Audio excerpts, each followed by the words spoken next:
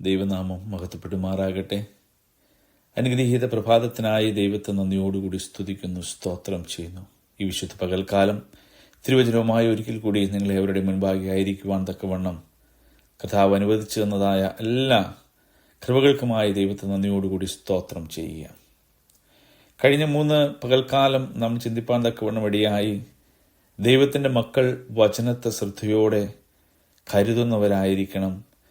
ദൈവത്തിൻ്റെ മക്കൾ ദൈവത്തെ ഭയപ്പെട്ട് അനുസരണയിലും ദൈവത്തിലുള്ള വിശ്വാസത്തിലും ബഹുമാനത്തിലും അവർ അനുദിനം വളരുന്നവരായിരിക്കണം. അവർ ആത്മീയ പക്വത ഉള്ളവരായിരിക്കണം എന്നെല്ലാം കഴിഞ്ഞ പ്രഭാതങ്ങളിൽ നാം ഒരുമിച്ച് ചിന്തിപ്പാൻ തക്കവണ്ണം ഇടയായി. നിങ്ങൾക്ക് ഏവർക്കും അത് ഒരു അനുഗ്രഹമായി തീർന്നുവെന്ന് ഞാൻ പൂർണ്ണമായിട്ടും വിശ്വസിക്കുക. തുടർന്ന് ഇന്ന് പകൽക്കാലം തിരുവചനത്തിൽ നിന്നും ദൈവത്തിൻ്റെ പരിശുദ്ധാത്മാവിന് നമ്മോട് ഏവരോടുമായ ആലോചനയായി പറയുവാനായിട്ടുള്ളത്, ദൈവത്തിൻ്റെ മക്കൾ വിശ്വാസത്തിൽ പിന്നോക്കം പോകാതെ വെറുപ്പും ധൈര്യവും ഉള്ളവരായി അറിഞ്ഞ സത്യത്തിൽ പൂർണ്ണ നിശ്ചയം പൂണ്ട് ദൈവത്തിൻ്റെ ഹിതം തിരിച്ചറിഞ്ഞ് ദൈവേഷ്ടം ചെയ്ത് വാഗ്ദത്തം പ്രാപിപ്പാൻ വേണ്ടി ഉത്സാഹിക്കുന്നവരായിരിക്കണം. എബ്രായ ലേഖനം 10-ാം അധ്യായം 19 മുതൽ 39 വരെയുള്ളതായ തിരുവചനം നാം പഠിക്കുമ്പോൾ നമുക്ക് അവിടെ കാണുവാനായിട്ട് കഴിയും. വിശ്വാസത്തിൻ്റെ പൂർണ്ണ നിശ്ചയം പ്രാപിച്ച് പരമാർത്ഥ ഹൃദയത്തോടുകൂടി ദൈവത്തോട് അടുത്തു ചെല്ലുവാൻ തക്കവണ്ണം വാഗ്ദത്തം പ്രാപിപ്പാൻ തക്കവണ്ണം ഉത്സാഹിക്കുന്ന ഒരു ജനതയായിരിക്കണം, അല്ലെങ്കിൽ ഒരു പ്രിയ മക്കളായിരിക്കണം നാം ഓരോരുത്തരും എന്നുള്ളതായ വാക്യം. Praise God. 10-ാം അധ്യായം ഇബ്രായ ലേഖനത്തിൻ്റെ ഏറ്റവും കാതലായ ഒരു ഭാഗമാണ്. ആദ്യത്തെ 9 അധ്യായങ്ങളിൽ പഴയതും പുതിയതുമായ ഉടമ്പടികളെക്കുറിച്ചും പഴയതും പുതിയതുമായ പൗരോഹിത്യ രീതികളെക്കുറിച്ചും മൃഗങ്ങളുടെ യാഗവും യേശുവിൻ്റെ ശരീരം എന്ന പുതിയ യാഗവും ഇവയെക്കുറിച്ചെല്ലാം വ്യക്തമായി പറഞ്ഞതിന് ശേഷം ഇനി മറ്റൊരു യാഗവും ശേഷിക്കാതെ ഇബ്രായ ലേഖനം 10-ാം അധ്യായത്തിൻ്റെ 14-ാം വാക്യത്തിലേക്ക് വരുമ്പോൾ പറയുന്നു, ഏകന്റെ യാഗത്താൽ അവൻ വിശുദ്ധീകരിക്കപ്പെടുന്നവർക്ക് സദാകാലത്തേക്കും സൽഗുണപൂർത്തി വരുത്തിയുമിരിക്കുന്നു. അത് പരിശുദ്ധാത്മാവും നമുക്ക് തന്നെ സാക്ഷീകരിക്കുന്നു. അപ്പോൾ ഇനി മറ്റൊരു യാഗവും ശേഷിക്കാതെ ഏകന്റെ യാഗത്താൽ നമ്മെ സദാകാലത്തേക്കും സൽഗുണപൂർത്തി വരുത്തിയിരിക്കുന്നതായ ഈ രക്തത്തെ ദൈവമക്കൾ നിരാകരിക്കാതെ ഈ രക്തത്തെ അനുസരിച്ച് പൂർണ്ണ നിശ്ചയമുള്ളവരായി ജീവിക്കുക. 19-ാം വാക്യം തൊട്ട് താഴോട്ടേക്ക് പഠിക്കുമ്പോൾ വ്യക്തമായി വചനം പറയുന്നു, അതുകൊണ്ട് സഹോദരന്മാരെ, യേശു തൻ്റെ ദേഹമെന്ന തിരശ്ശീലയിൽ കൂടി നമുക്ക് പ്രതിഷ്ഠിച്ച ജീവനുള്ള പുതുവഴിയായി തൻ്റെ രക്തത്താൽ വിശുദ്ധ മന്ദിരത്തിലേക്കുള്ള പ്രവേശനത്തിന് ധൈര്യവും ദേവാലയത്തിന്മേൽ ഒരു മഹാപുരോഹിതന് നമുക്കുള്ളതുകൊണ്ട് നാം ദുർമനസ്സാക്ഷി നീങ്ങുമാറ് ഹൃദയങ്ങളിൽ തളിക്കപ്പെട്ടവരും ശുദ്ധവെള്ളത്താൽ ശരീരം കഴുകപ്പെട്ടവരുമായി വിശ്വാസത്തിൻ്റെ പൂർണ്ണ നിശ്ചയം കൊണ്ട് പരമാർത്ഥ ഹൃദയത്തോടെ അടുത്ത് ചെല്ലുക. Praise God. അതുകൊണ്ട് മുകളിൽ എഴുതിയിരിക്കുന്ന സകല കാര്യങ്ങളിൽ നിമിത്തം 10-ാം അധ്യായത്തിൻ്റെ അല്ലെങ്കിൽ 10 വരെയുള്ളതായ അധ്യായങ്ങളിൽ എഴുതിയിരിക്കുന്ന സകല കാര്യങ്ങളും നിമിത്തം അതിവിശുദ്ധ സ്ഥലത്ത് പ്രവേശിക്കാമെന്നുള്ള ഉറപ്പ് നമുക്കുള്ളതുകൊണ്ട് വിശ്വാസത്തിൻ്റെ പൂർണ്ണ നിശ്ചയം പ്രാപിച്ച് പരമാർത്ഥ ഹൃദയത്തോടെ നാം എന്ത് ചെല്ലണം? ദൈവത്തിൻ്റെ അടുത്തേക്ക് കടന്നു ചെല്ലണം. Praise God. സ്തോത്രം. With a true heart and full assurance of faith. പരമാർത്ഥ ഹൃദയത്തോടെ പൂർണ്ണ വിശ്വാസത്തോടുകൂടി ദൈവത്തിൻ്റെ അടുത്തേക്ക് കടന്നു വരുവാൻ തക്കവണ്ണം നമുക്ക് ഏവർക്കും കഴിയണം. Praise God. ഈ 22-ാം വാക്യം നാം പഠിക്കുമ്പോൾ 3 കാര്യങ്ങൾ അവിടെ കാണുവാനായിട്ട് കഴിയും. ഹൃദയം, ശരീരം, ശുദ്ധജലം. Praise God. ഹല്ലേലൂയ. നാം ദുർമനസ്സാക്ഷി നീങ്ങുമാറ് ഹൃദയങ്ങളിൽ തളിക്കപ്പെട്ടവരും ശുദ്ധവെള്ളത്താൽ ശരീരം കഴുകപ്പെട്ടവരുമായി. Price God. അപ്പോൾ ഹൃദയം, ശരീരം, ശുദ്ധജലം, നിർമ്മല ജലം. അപ്പോൾ ഇവിടെ ഹൃദയം എന്ന് പറയുമ്പോൾ നമ്മുടെ അദൃശ്യമായ ആന്തരിക ആളത്വത്തെ സൂചിപ്പിക്കുക. നമ്മുടെ ഹൃദയത്തെ മറ്റാർക്കെങ്കിലും കാണുവാനായിട്ട് കഴിയുമോ? കാണുവാനായിട്ട് കഴിയത്തില്ല. നമ്മുടെ ഹൃദയത്തെ അറിയുന്നത് ദൈവം ഒരുവൻ മാത്രമാണ്. അപ്പോൾ നമ്മുടെ അദൃശ്യമായ ആന്തരിക ആളത്വം എപ്പോഴും എന്തുള്ളതായിരിക്കണം? നേരുള്ളതായിരിക്കണം. Praise God. ദൈവം നമ്മുടെ ഹൃദയങ്ങളെ പരിശോധിക്കുമ്പോൾ യാതൊരുവിധ കറകളുമില്ലാത്ത, മാലിന്യങ്ങളൊന്നും അടിഞ്ഞുകൂടാത്തതായ ഒരു നല്ല ഹൃദയത്തിൻ്റെ ഉടമകൾ ആയി നാം ഓരോരുത്തരും കാണപ്പെടണം. രണ്ടാമതായി പറഞ്ഞിരിക്കുന്ന ശരീരം, അത് ബാഹ്യമായ അല്ലെങ്കിൽ ദൃശ്യമായി എല്ലാവർക്കും കാണത്തക്ക രീതിയിലുള്ളതായ ഒരു അവയവമാണ്. അപ്പോൾ ബാഹ്യമായ ആളത്വത്തെ സൂചിപ്പിക്കുന്നതാണ് എന്ത്? ശരീരം. Price God. അപ്പോൾ നമ്മുടെ അദൃശ്യമായ ആന്തരിക അവയവമായ ഹൃദയം ശുദ്ധിയുള്ളതുപോലെ തന്നെ ബാഹ്യമായ നമ്മുടെ ശരീരവും എന്തായിരിക്കണം? ശുദ്ധിയുള്ളതായിരിക്കണം. Praise God. അപ്പോൾ എന്നെ കേൾക്കുന്ന എൻ്റെ പ്രിയ സഹോദരങ്ങളെ, നമ്മുടെ ജീവൻ തന്നതായ ദൈവത്തെ നമ്മുടെ ശരീരം കൊണ്ട് നാം ഒരിക്കലും ഭാരപ്പെടുത്തുന്നവരായിരിക്കരുത്. നമ്മുടെ വാക്കുകൾ കൊണ്ട്, നമ്മുടെ നോട്ടം കൊണ്ട്, നമ്മുടെ ഹൃദയം കൊണ്ട് നാം ദൈവത്തെ ഒരിക്കലും വിഷമിപ്പിക്കരുത്.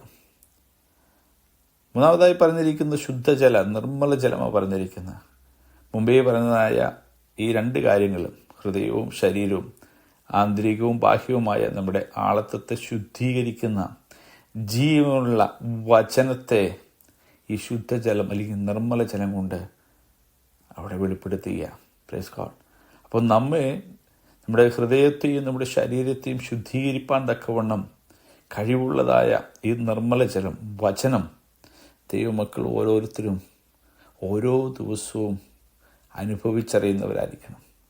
ദൈവവചനത്തെ ദൈവമക്കൾ ഓരോ ദിവസവും ഉൾക്കൊള്ളുന്നവരായിരിക്കണം. ദൈവവചനത്തെ അന്വേഷിക്കുന്നവരായിരിക്കണം. Praise God.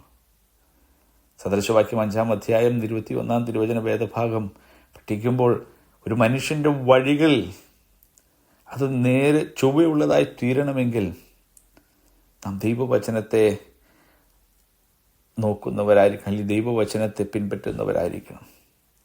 5-ാം അധ്യായം 21 സദൃശവാക്യം 5:21 ഇപ്രകാരമോ പറയുന്ന, മനുഷ്യന്റെ വഴികൾ യഹോവയുടെ ദൃഷ്ടിയിലിരിക്കുന്നു, അവന്റെ നടപ്പൊക്കെയും അവൻ തൂക്കി നോക്കുന്നു. Praise God.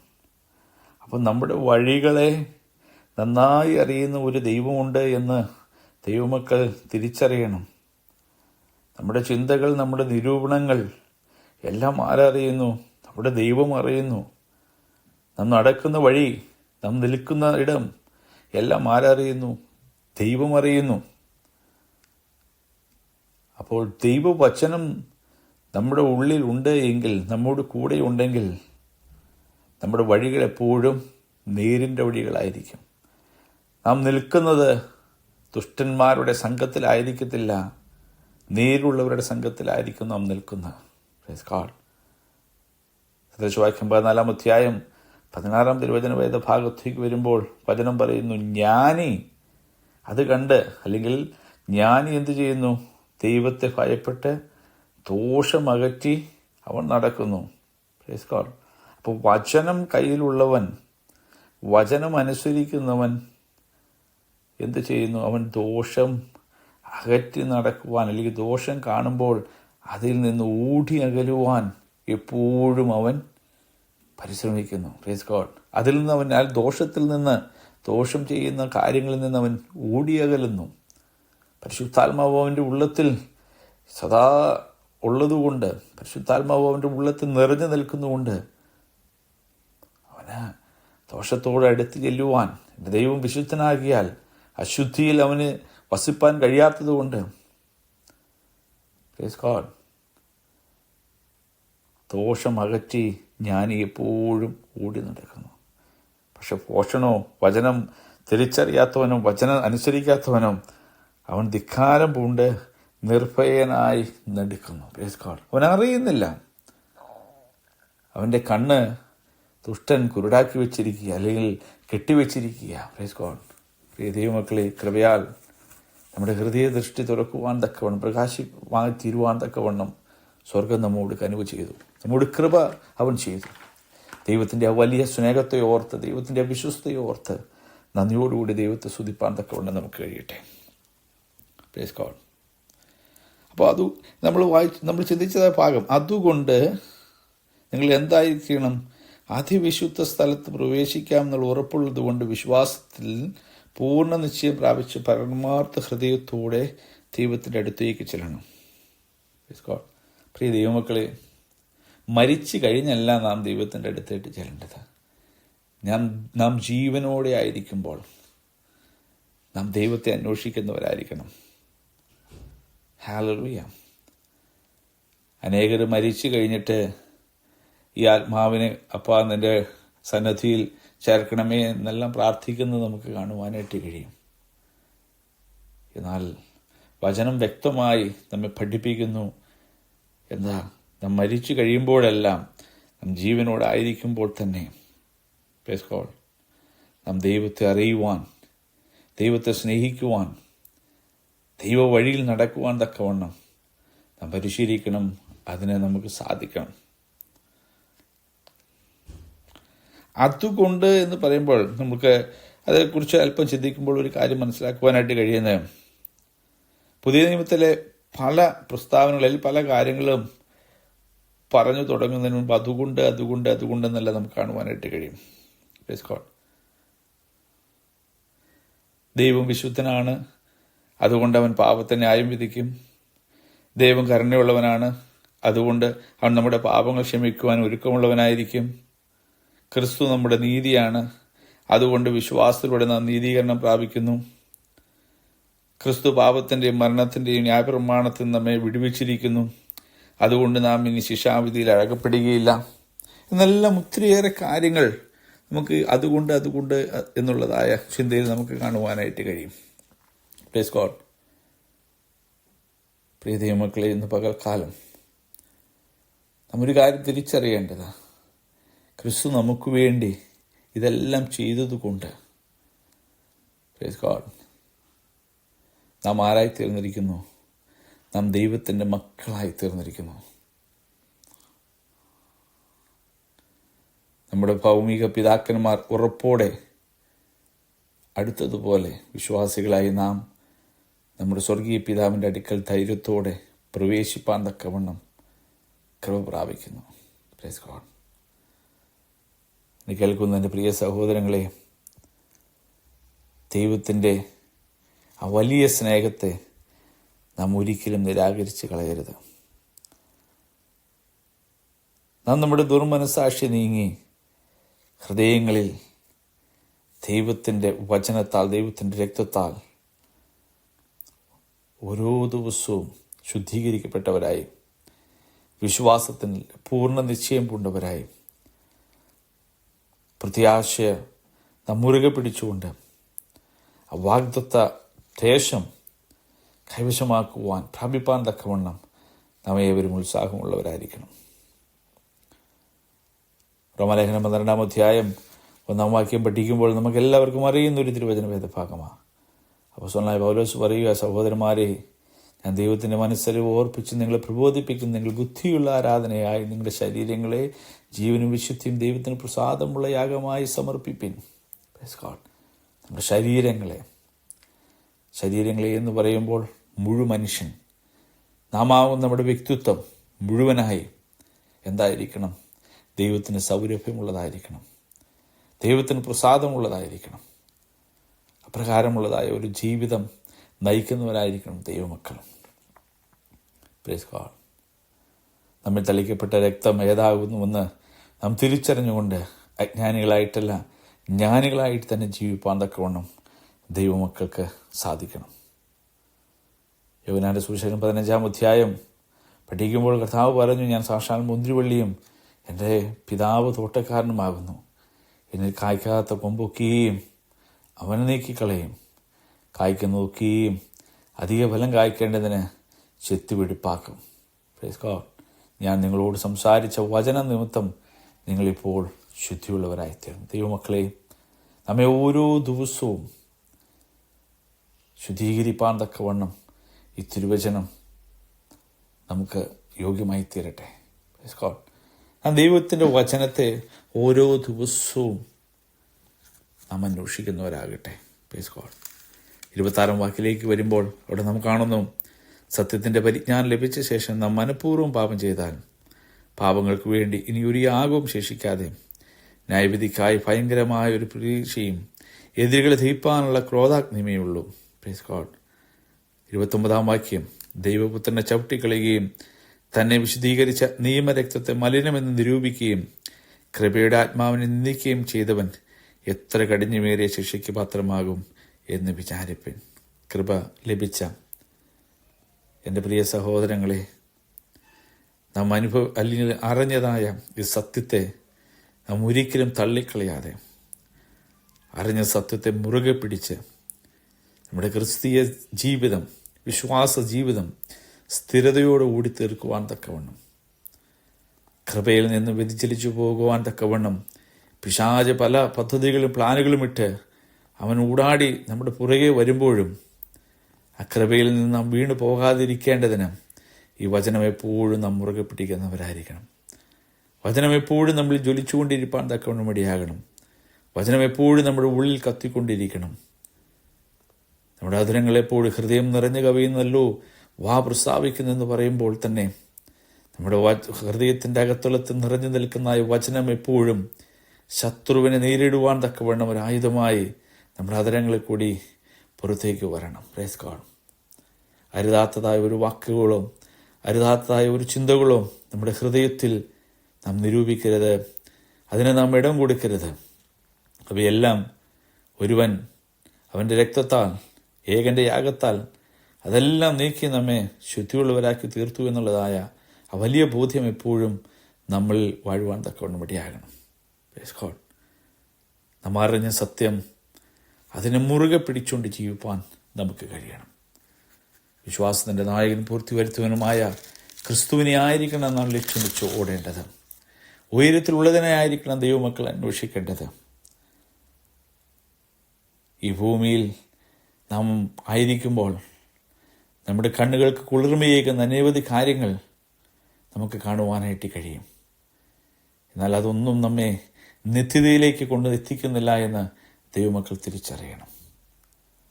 നമ്മെ നിത്യതയിലേക്ക് എത്തിക്കുവാൻ തക്കവണ്ണം കഴിവുള്ളതായ, നമ്മെ പ്രാപ്തരാക്കുന്നതായ, നമ്മെ ഒരുക്കുന്ന ദൈവത്തിൻ്റെ വചനമായിരിക്കണം നമ്മുടെ മുമ്പിൽ അല്ലെങ്കിൽ നാം മുറുകെ പിടിക്കേണ്ടത്.